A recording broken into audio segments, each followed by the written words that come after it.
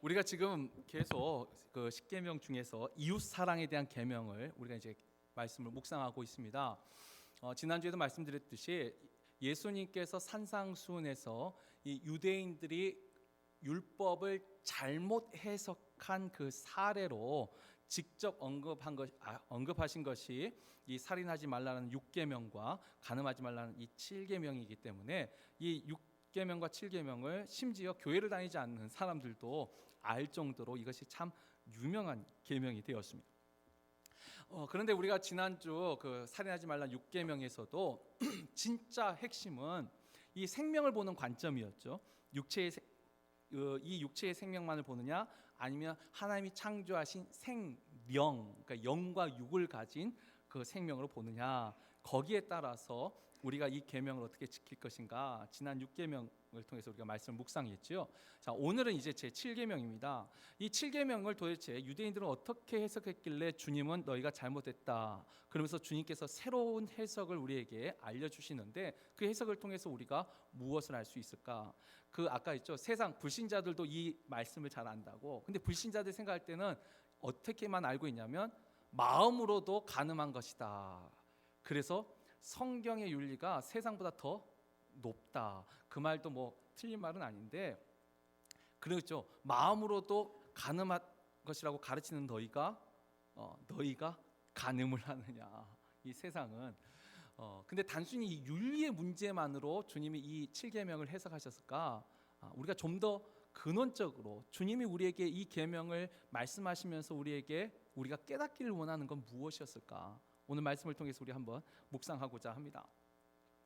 먼저 이 제7계명 전통적인 유대인들은 어떻게 해석을 하고 있는가? 일단 그것도 참 중요하죠. 우리가 그걸 먼저 살펴보는 것이 이 주님이 이 말씀을 해석하는 걸 이해하는 데 도움이 될 겁니다.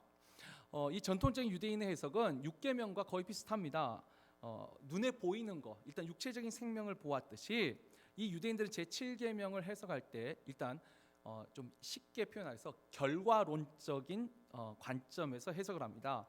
그래서 실질적인 성행위, 어떤 그 성행위를 가지고 이 계명을 해석을 해요. 그래서 일단은 정상적인 부부 관계 외에 모든 성행위를 금지하는 것, 그것으로 전통적인 유대인들은 이 계명을 지키는 것으로 보았습니다. 지난주와 마찬가지로 이 십계명 자체는 간음하지 말라 정말 딱 한 구절밖에 없지만 그 세부 율법은 이 살인하지 말라라는 그 계명처럼 정말 많습니다. 특별히 레위기 18장은 전체가 바로 이 간음에 대한, 이 성에 대한 이 말씀을 기록하고 있는데, 일단 거기에 보면은 근친상간을 하지 말라. 이 근친상간이 우리가 흔히 아는 이제 가족 안에서 일어나는 이 부부관계 말고 성행위를 근친상간이라고 하는데, 사실 성경이 말하는 근친상간의 범위는 훨씬 더 넓습니다.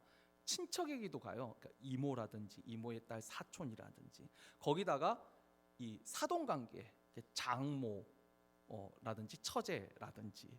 여러분 성경 보면 우리가 정말 깜짝 놀랄 정도로 이 성에 대해서는 정말 구체적이에요. 이 당시에도 그러니까 이런 일이 있었으니까 기록했겠죠. 그러니까 이 근친상간의 범위가 굉장히 넓습니다. 자, 그리고 또 그 다음에 보면은 이제 이 여인들의 이제 생리 기간 중에 있을 그 성행위에 대해서도 금지하고, 또 우리가 잘 아는 동성애 금지를 합니다. 그리고 또 하나 이 짐승과의 성행위도 성경에 기록되어 있어요. 이제 우리가 이제 수간이라고 하는데, 짐승과 교합하는 자도 반드시 죽이라.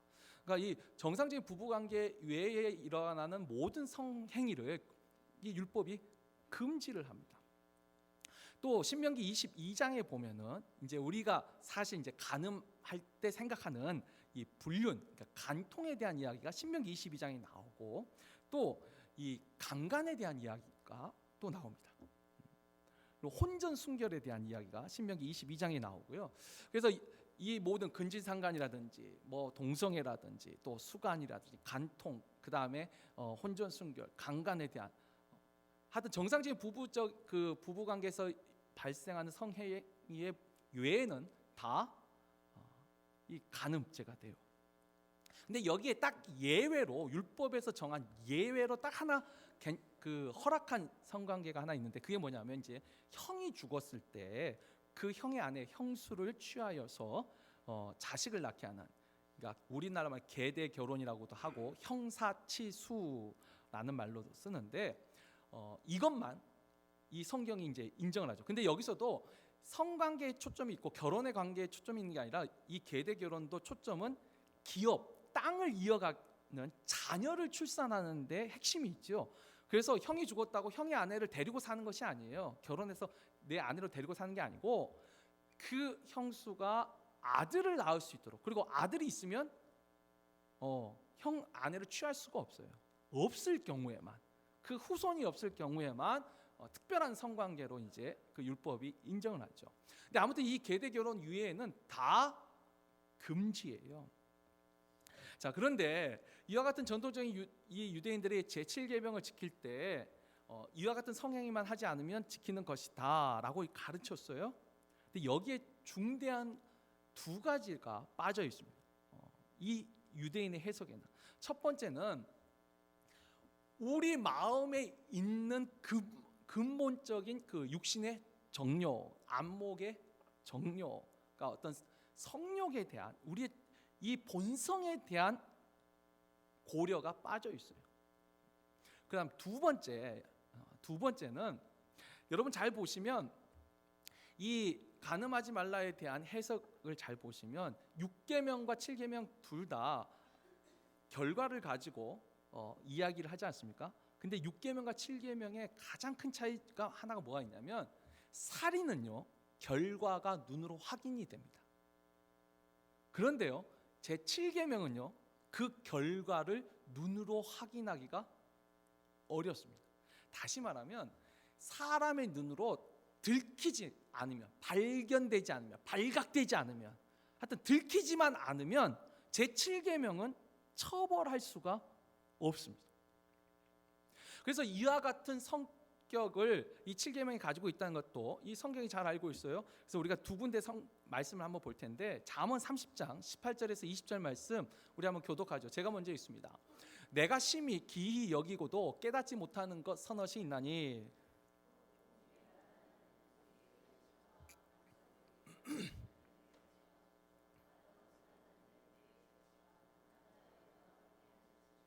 다 같이 음녀의 자치도 그러하니라 그가 먹고 그의 입을 씻음같이 말하기를 내가 악을 행하지 아니하였다 하느니라. 이게 뭐죠?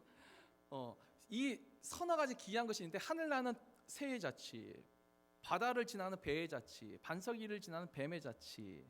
여러분 이거 공통적인 특징이 뭐죠? 없는 게 아니라 그때 당장 보지 않으면 확인할 수 없는 자치들이죠. 아니 무리를 지나는 배도요 당장 지금 볼 때는 자치가 있죠. 하늘 나는 독수리도 어떻게 날아가고 있는지 지금 내가 보고 있으면 알 수 있죠. 다시 말해서 그 현장을 직접 보지 않는 이상은 확인할 수가 없어요. 근데 남자와 여자가 함께한 자치도 마찬가지예요. 물론 오늘날에는 뭐 DNA 뭐 조사부터 시작해서 과학 수사가 발달했기 때문에 뭐 그것도 요즘은 알 수 있지만 옛날에는 모르는 거예요. 눈으로, 그러니까 요한복음 8장에서 현장에서 간음한 여인을 잡지 않으면 이 여인이 간음했다라는 것을 증명할 수가 없어요. 알 수가 없어요.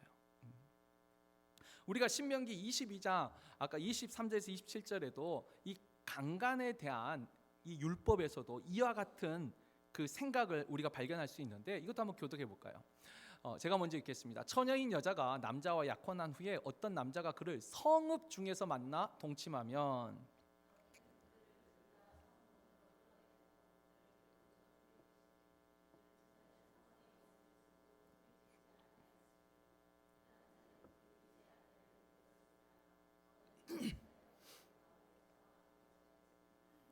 만일 남자가 어떤 약혼한 처녀를 들에서 만나서 강간하였으면 그 강간한 남자만 죽일 것이요.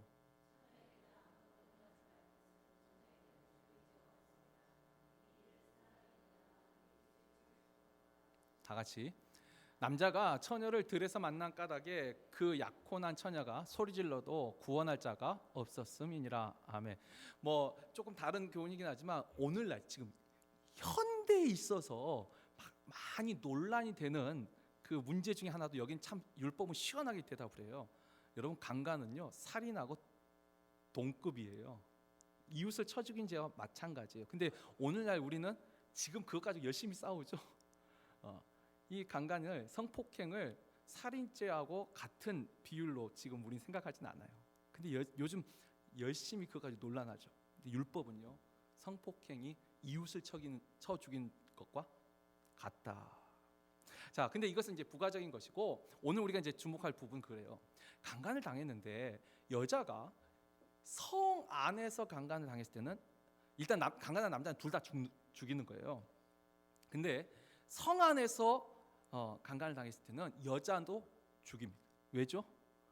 내가 소리를 질렀으면 사람의 눈에 뜰 수 있었기 때문에.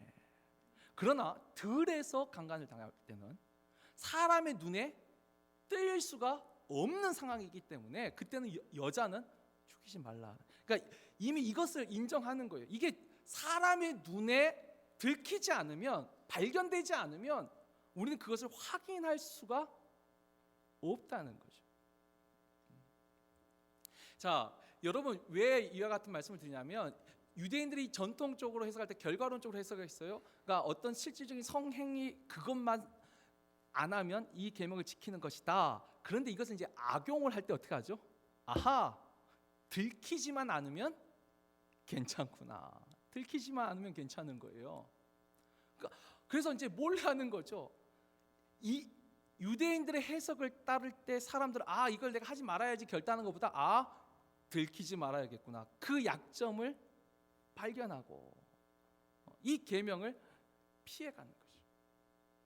자, 그런데 이제 주님은 이 말씀을 어떻게 해석하냐면, 이제 주님은 동기론적인 관점에서 이 말씀을 해석하죠. 그래서 오늘 우리가 본문에 보면은 28절에 너희가 음욕을 품고 여자를 보는 자마다, 개역 한글은 여자를 보고 음욕을 품은 자마다, 아니 음욕을 품고 여자를 보든 여자를 보고 음욕을 품었든 뭐 조금 차이는 있지만 일단 같은 의미예요. 여자를 보고 이미 마음에 음욕이 생겼더라면 이미 너희는 간음한 자라. 이미 그 마음의 동기 부분을 주님은 말씀하고 계세요. 자, 그런데 여기서 일단 음욕에 대해서도 우리가 좀 분명히 이해를 하고 가셔야 돼요. 여러분, 이 음욕이라는 것이 예를 들면 진짜 이쁜 여자들이 있잖아요. 물론 솔직히 저도 말로는 우리 아내가 세상에서 제일 이뻐요. 제일 섹시합니다. 그런데 현실, 임팩트, 사실 우리 아내보다 조금 더 이쁘고 더 섹시한 여자들이 있잖아요. 근데 내가 그와 같은 여자를 봤을 적에 예쁘다 라고 생각하는 순간 음욕을 품어가지고 죄를 지은 건가요? 그래서 여기에 이 루터가 한 말이 우리에게 참 좋은 인스펙션을 줍니다. 그 관점을 주는데, 뭐 이제 칼빈이 말했다는 사람도 있지만 일단 뒤져보면 루터가 말한 걸로 나와요. 그 내용은 잘 아시죠? 새가, 이 날아가는 새가 내 머리에 잠깐 앉을 수는 있어요. 내 몸에 잠깐 앉을 수는 있어요. 그러나 그 새가 내 머리에 둥지를 트는 것은 막을 수 있다. 우리가 하나님이 우리 주신 본성에 아름다운 것을 보고 아름답다라고 느끼는 그 마음은요, 그건 너무 자연스러운, 그건 우리가 막을 수가 없어요. 정말 저 여자 참 예쁘다. 참 매력적이다. 우리가 그것조차도 막을 수. 이 세상 모든 여자는 우리 아내 빼고는 다 돌이에요. 다 로봇이요. 다 몬스터들이에요.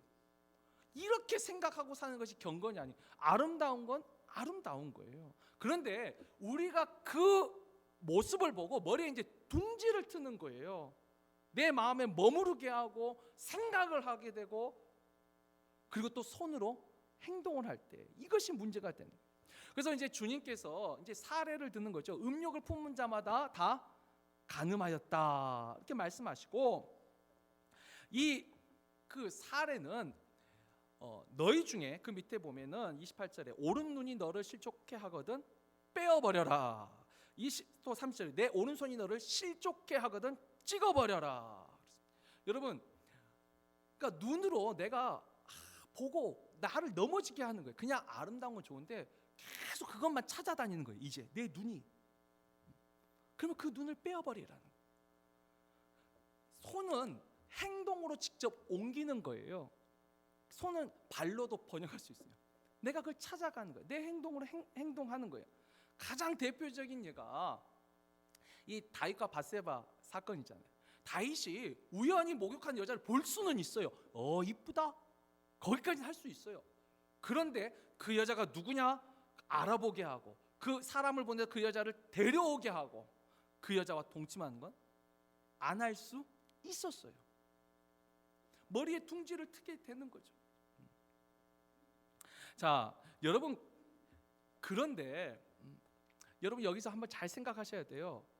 그러면 주님은 지금 오른 눈을 빼라, 오른손을 찍어라, 우리에게 진짜 눈 빼라고 말씀하신 건가요? 그러면 아마 여기 대부분 모르겠어요. 여자분들은 잘못해. 남자분들은 이 두 눈 다 가지기 참 힘들 거예요. 이게 참 힘들 거예요. 저도 힘들 거예요 아마. 근데 이 비유 속에 진짜 핵심이 뭐죠? 눈 빼는 거예요. 보지 말라는 거예요. 오늘날 우리가 살아가는 세상 속에요, 여러분, 우리 눈으로 실족할 만한 게 얼마나 많아요. 다윗은 기껏해야 목욕하는 여자 우연히 본 거예요. 우연히. 근데 오늘날 우리 인터넷에만 들어가면요 얼마든지 볼 수 있어요. 벌거벗은 여인 천지예요. 뭐 사진, 몰카, 영상부터 천지예요. 정 안 되면 요즘 날씨 더운데 해변 가보세요. 비치에 가도 거의 벌거벗은 여자도 천지예요. 우리가 살아가는 세상에 그 인터넷뿐만 아니라 또 클럽 같은데, 또 실제로 우리가 이제 뭐 집창촌, 창녀촌이라고 하죠. 얼마나 많아요. 넘쳐나요. 그러면 우리가 그때마다 눈 빼고 손 찍어야 돼요.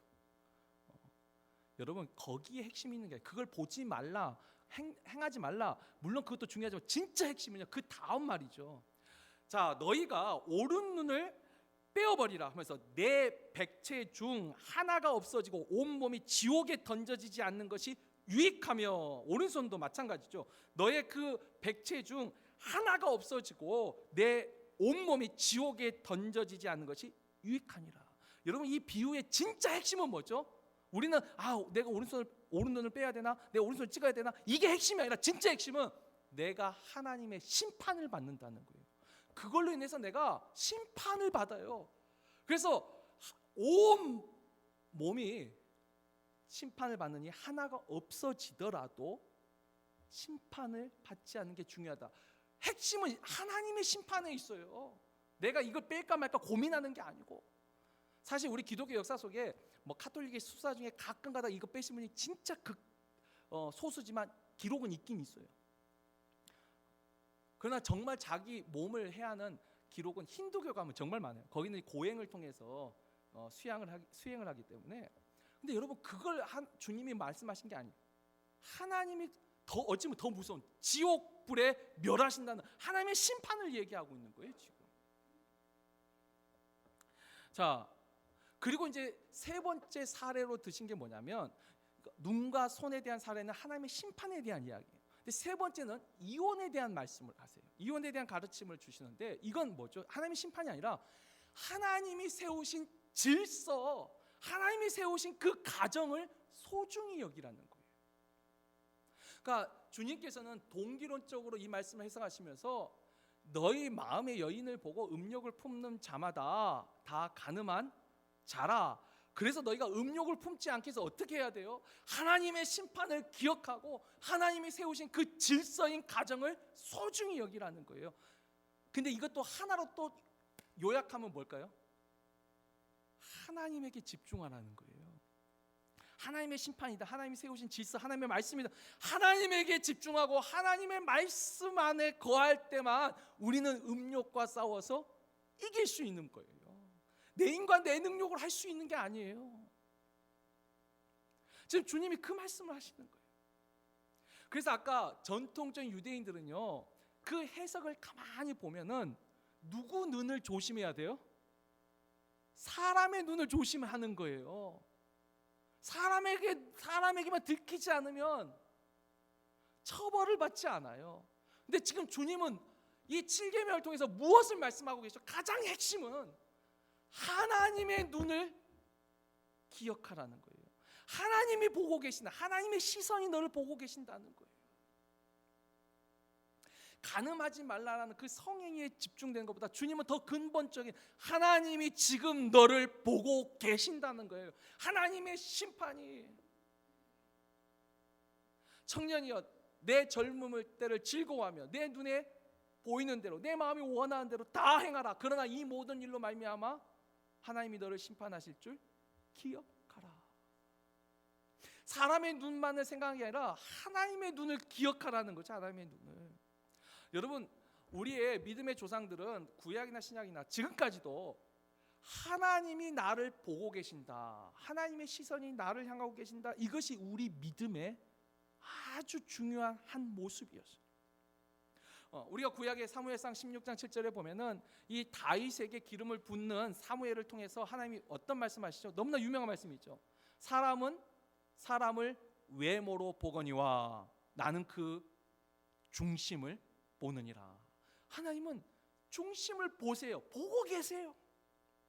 우리가 또 한 군데 시편 말씀을 같이 읽어보죠. 시편 33편 13절 15절 말씀입니다. 우리 다 같이 읽겠습니다. 여호와께서 하늘에서 굽어보사 모든 인생을 살피시며 곧 그가 거하시는 곳에서 세상의 모든 거민들을 굽어 살피시는도다. 그는 그들 모두의 마음을 지으시며 그들이 하는 일을 굽어 살피시는 이로다. 아멘. 우리 믿음의 조상들은 하나님이 나를 바라보고 계신다라고 믿고 살았어요. 여러분, 우리가 높은 산 위에 올라가도, 아니 그냥 비행기만 타도 그 밑에 집이 어떻게 보여요? 차가 어떻게 보여요? 사람 보이나요? 잘? 비행기 타도 정말 작은 점 보이지도 않아요. 그런데 온 우주를 지신 하나님이 우리 각 사람의 심지어 마음까지도 살펴보신다, 보고 계신다는 거예요. 보고 계세요. 우리 눈으로 볼 때 저 하늘의 별은 반짝이는 한 점이에요. 그러나 천체 망원경으로 보면 더 잘 보이죠. 근데 우리의 하나님은 천체 망원경보다 더 해상도가 높은 시력을 가지고 계세요. 꿰뚫어 보세요. 우리 마음까지도 보시는 거, 마음까지도. 이것이 구약에서만 믿음의 한 모습일까요? 신약에 와서도 우리가 똑같은 이 믿음의 모습을 발견할 수 있죠. 우리가 사도행전 4장 19절은 너무나 잘 아는 말씀이죠. 사도 베드로와 요한이 공회 앞에 섰을 적에 뭐라고 말하죠? 우리가 하나님 앞에서 우리가 너희 말을 듣는 것이 옳은가, 하나님의 말씀을 듣는 것이 옳은가 생각하라.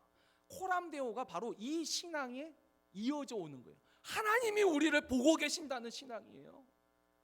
사도 바울도 이와 같은 신앙을 기록을 합니다. 우리 로마서 8장 27절 다 같이 읽습니다. 마음을 살피시는 이가 성도를 위하여 간구하심이니라. 아멘. 물론 그 밑에 28절은 우리가 너무 잘 알고 암송하는 구절이 있죠. 우리가 알거니와 하나님을 사랑하는 자 곧 그 뜻대로 부르심을 입은 자들에게는 모든 것이 합력하여 선을 이루느니라. 근데 그 말씀 위에 오늘 우리가 볼 부분 뭐죠? 우리를 모든 걸 합력하여 선을 이루시는 하나님이 어떤 하나님이세요? 마음을 살피시는 이가.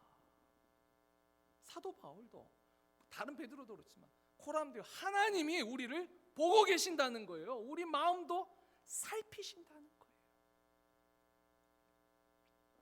우리가 그렇죠. 이 한 여인이 귀한 향유 옥합을 깨서 예수님 발에 부었을 적에, 아니 이것을 300데나리온에 팔아서 가난한 사람들에게 나눠준 게 좋았겠다. 다른 모든 사람 다 그렇게 말했어요. 사람들 다 말해요. 그러나 성경은 그 중에서 유독 가룟 유다만 저는 도적이라. 다른 마음으로 그 말을 했다. 근데 여러분, 그건 성경에 기록했으니까 아는 거예요. 지금 우리가 어떻게 알아요? 물론 우리가 다른 눈에 보이는 어떤 결과물 통해서 저 사람이 이런 마음으로 이런 이야기를 했구나 짐작은 할 수 있지만, 우리는 짐작이에요, 추측이에요. 그러나 하나님은 정확하게 그 마음을 보신다는 거예요. 내 마음이 어떤 마음인지를 하나님은 마음을 살피시는 분이라는 거예요. 여러분, 하나님의 눈이 나를 바라보신다. 이게 사실 7계명에 담겨있는 저는 가장 중요한 핵심 교훈이라고 생각해요. 유대인들은 사람의 눈만 의식하고 율법을 해석했어요. 그러나 주님은 하나님의 시선을 의식하고 이 7계명을 해석했어요. 이렇게 살아야 되는 거예요. 하나님의 눈을 의식해야 돼요. 하나님이 보고 계시는 거예요. 그래서 우리가 하나님이 지금 나를 보고 계시고 나의 말을 듣고 계시고 나를 아시는구나. 여러분, 이것이 만약에 내 안에 위로가 되고 용기가 되고 소망이 되면 여러분 건강한 믿음을 가지신 거예요. 그런데 하나님이 지금 나를 보고 계신대요. 내 마음을 알고 계신대요. 근데 왠지 찝찝해요. 약간 껄쩍지근해요. 요 순간은 하나님이 딴 데 보셔도 되는데, 만약에 이러면 내가 지금 병든 거예요. 내가 그 하나님의 시선에 대해서 당당함이 이루어져 버린다면, 우리가 늘 연약한데 여기서 말하는 당당함이 내가 의로워서의 당당함이 아니고 보고 계시는, 그래서 내 마음의 중심은 하나님이 알고 계시지. 그게 위로와 소망과 용기가 되면, 간음하지 말라 해서도 주님의 해석에서는 하나님의 눈이 초점이에요. 근데 여기서 이제 우리가 이 간음하지 말라는 이 계명에 대해서 하나님의 눈이 우리를 보고 계시구나. 근데 또 이것만으로 딱 교훈을 얻고 설교를 클로징하면 우린 또 다시 좌절과 절망감을 또 느낄 거예요, 아마. 제가 이렇게 말하지만 우리가 늘 하나님 눈앞에서 늘 떳떳할 수 있나요? 여기서 아멘을 누구라도 하면 참 좋은데, 근데 저도 아멘하기가 참 어려워요. 저도 가끔 하나님이 이럴 때는 살짝, 제가 하나님의 시선을 잊어버릴 때가 있어요. 제가 어떤 말을 할까 궁금해하지 마세요.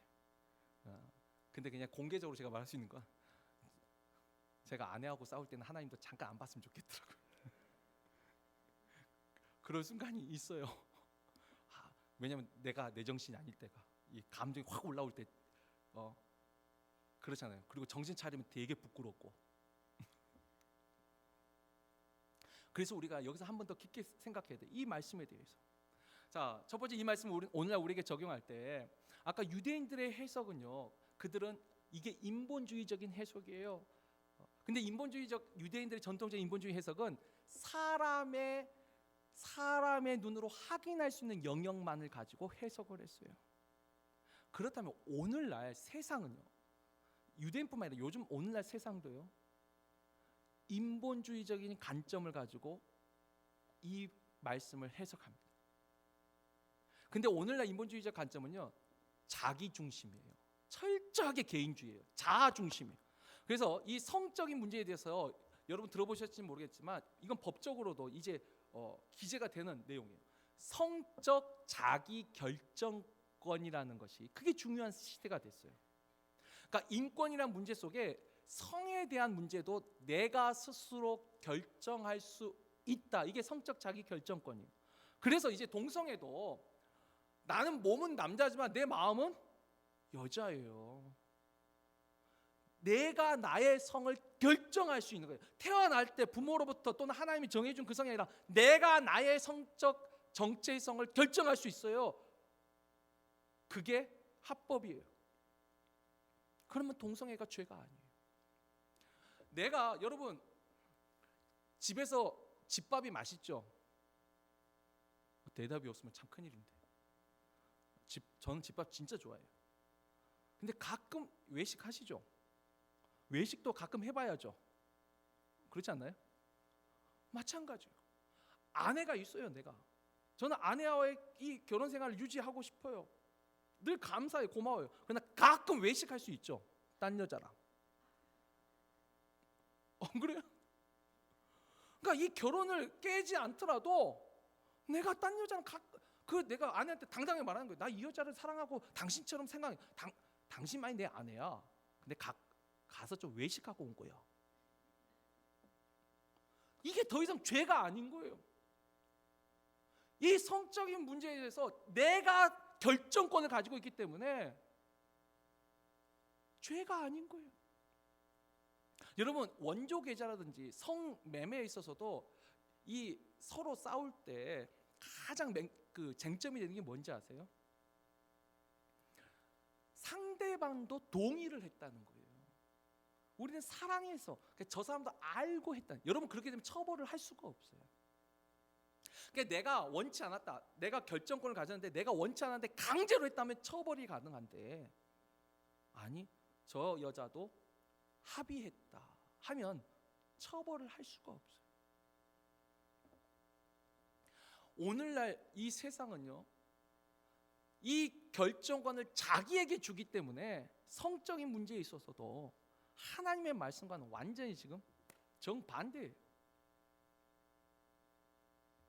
더군다나 이 세상에서는 이 자기 결정권뿐만 아니라 또 하나, 제가 여러 번 말씀드렸죠. 약함을 정당화할 때 악하게 됩니다. 여러분, 내가 약하다는 것을 인정하는 것과 아니 이건 당연한 거야 정당화하는 것은 완전히 다른 문제예요. 예를 들면 이런 겁니다. 남들도 다 한다는 거예요. 저 사람도 하고, 아니 심지어 너도 그러잖아. 그러니까 이건 괜찮아. 여러분, 약한 것을 정당화를 시켜버리면 이제 그때부터는 성경은 악한 것으로 봅니다. 여러분, 혼전순결이라는 것이 여러분들 잘 모르겠지만 제가 학생 사역할 때요, 이 한국의 혼전순결 서약 운동이 정말 붐처럼 일어날 때가 있었어요. 근데 그것의 출발점이 미국이에요. 여러분, 미국에서 하이스쿨을 다니는 이 청소년들이 그때까지 순결을 지키면 바보 취급을 당해요. 그런데요, 제가 여기서 공부를 안 해봐서 모르겠는데 바보. 그래서 이 순결을 잃어버린 것을 졸업 전에 아주 중요한 숙제 중에 하나로 이해한다는 거예요. 그런데 한 오래됐어요. 한 여학생이 그때 나는 하나님을 믿는 크리스찬이라고, 나는 결혼하기 전에는 순결을 지킬 겁니다 하고 그 선언을 했던 것이 이 미국의 굉장히 용기 있는 학생이었죠. 그 선언이 혼전 순결 서약 운동으로 어쩌면 붐처럼 일어난 거예요. 그래서 한국에 들어와서 저도 그걸 했었어요. 근데 제가 그거 하면서 설교할 때 이런 말을 했어요. 사실 이런 서약 운동하는 것 자체가 어찌 보면 우리에게 참 아픕니다. 이런 거 안 해도 당연한 것이 이제는 해야만 되는 상황이 된 거예요. 그게 뭐죠? 다 일반, 이게 시대 흐름이라는 거예요. 아까 동성애도 그렇죠. 이게 시대 흐름이에요. 얼마나 많은 사람들이 그와 같은 성적 정체성으로 힘들어하고 있는지 알고 있느냐는 거예요. 그것을 정당화시켜요. 여러분, 이 캘리포니아만 해도 이제 동성애 간통 죄가 아니에요. 이미 정당화가 끝났어요. 합법이 되어버렸어요. 하나님의 기준에서는 이게 악한 것인데 이제는 더 이상 악하지 않아요. 이건 정당한 일이 되어버렸어요. 또 오늘 제가 여기서 말하긴 좀 그렇지만 예전에 학생 생활 때는 이 부분을 정말 제가 많이 강조를 했는데, 이 연인 관계, 특별히 좀 우리가 좀 나이가 들면 우리 이 본성도 좀 가라앉지 않나요? 가라앉나요? 모르게 그냥 저만 보면 살짝 가라앉는 것 같아요. 근데 가라앉지 않는 사람도 많이 있어요. 근데 특별히 청년들 아직 결혼하기 전에 굉장히 강합니다. 특별히 이 연인 관계에서도 그렇죠. 여러분, 가장 많이 하는 말이 뭐예요? 너 나 사랑하냐? 난 널 사랑한다. 너 사랑하면 난 너에게 모든 걸 다 주는데 너도 나에게 모든 걸 달라. 너가 사랑하면 너의 몸을 열어달라. 보세요, 여러분, 사랑과 자신의 성욕을 구분을 해야 돼요. 자신의 약한 부분을 정당화를 시켜버리면 위험해요. 근데 제가 예전에 학생 사역할 때는 정말 이 부분 강조했어요. 왜냐하면 예수 안 믿는 애가 아니라 제가 가르친 아이들 중에도 임신을 시킨 놈도 있었고 임신한 아이도 있었어요. 제가 그 아이들이 부모도 못 찾아고 저를 찾아왔을 때 제가 얼마나 많은 이 갈등과 고민을 했는지. 그러고 나서 결론이 뭐냐면 예방이 최고라고 열심히 가르쳤어요. 절대로 단 둘이 있을 때 밀실에 있지만 항상 문 열어놔. 그리고 빛을 사랑해라. 어둠을 사랑하지 말고. 그리고 절대로 나 사랑하고 너 사랑하니 우리가 서로 모든 걸 주자. 이런 거짓말에 속지 말라. 얼마나 많이 가르쳤는지 몰라요. 근데 여러분, 정당화를 시키는 게 정말 위험한 거예요. 그러면서 그렇죠. 너는 너의 모든 걸 나한테 열어주자면 넌 나를 사랑하지 않는 것이야. 그러면서 떠나가는 사람이 있어요. 그러면 제가 박수 잘했다고, 잘 헤어졌다고, 그런 놈하고 반드시 깨져야 돼요. 아니 진짜 사랑하면 결혼 전까지 지켜주는 것이 진짜지. 네 몸을 열어줘야지만 날 사랑하는 것이야. 정당화하는 정말 나쁜, 거긴 놈이라고 붙여야 돼. 우리 사회가 근데 세상이 이렇게 바뀌어가고 있어요. 자기중심적이에요. 개인적이에요. 그리고 자신의 약함을 자꾸 정당화를 시켰어요. 우리가 그 속에서, 그 세상 속에서 지금 우리가 살고 있어요. 그렇지 않아도 우리도 연약한데, 이런 세상에서 여러분, 그 우리나라 이제 사전에 내로남불이라는 말이 정식으로 기재가 됐어요. 내로남불 아시죠? 내가 하면 로맨스요, 남이 하면 불륜이라. 이게 뭐예요? 정당화를 시키는 거예요. 이게 얼마나 보편화됐는지 몰라요. 인터넷 요즘 안 보는 사람이 어디 있어요? 그걸 가지고 계속 나를 정당화시켜요. 세상이 이런데, 그렇지 않아도 나도 약한데, 여러분 이 속에서 우리가 우리 자신을 지킬 수 있겠어요? 여러분, 그래서 오늘 이 말씀 속에 하나님의 시선을 의식하라, 그걸로만 끝나면 안 돼요. 하나님이 나를 보는 것만으로 끝나면 우리는요, 죄책감만 더 커질 거예요. 지난주 살인하지 말라 계명과 똑같은 결론에 도달해야 돼요. 나는 못합니다예요. 나는 내 힘과 내 능력으로는 도저히 못합니다. 하나님 도와주세요. 하나님의 은혜와 성령의 도움을 구할 수밖에 없어요.